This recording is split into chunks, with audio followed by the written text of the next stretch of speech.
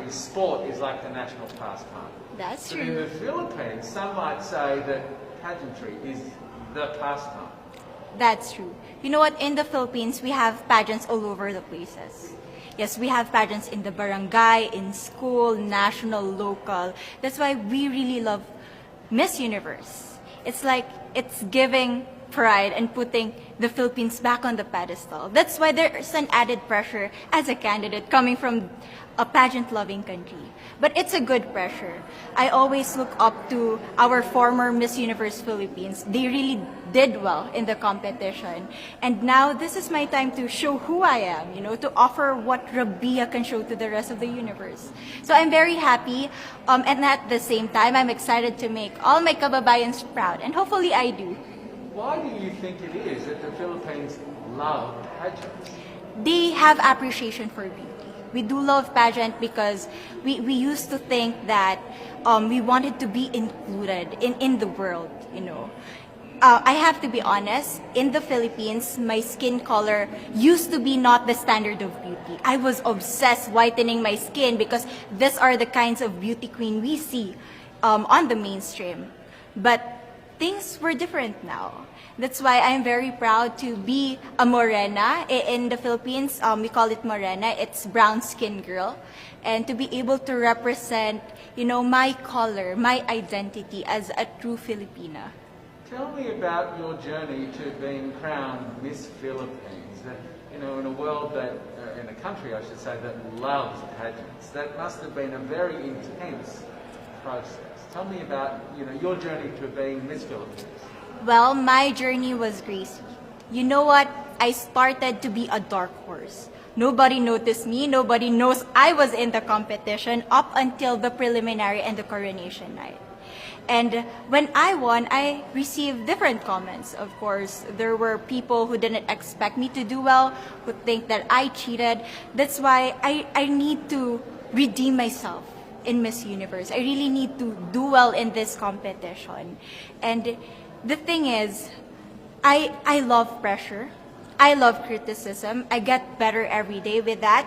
You tell me I cannot do that, I turn to you and I'm going to say that, no, I can do it for myself.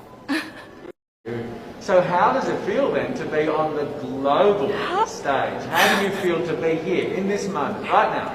It's crazy, but I'm overwhelmed with the support, not just from the Filipino community, but also from Thailand, Latin countries who do appreciate me as a candidate, as a person. It motivates me that I am beautiful. I can offer so much in this world. And when somebody believes in you, it gives you that extra energy to really do well and perform well. Do you have a sense with the girls, all of the girls competing, you're competing, but is there a sense of camaraderie with all of the girls? Is there a real spirit to, sort of motivate each other to do better?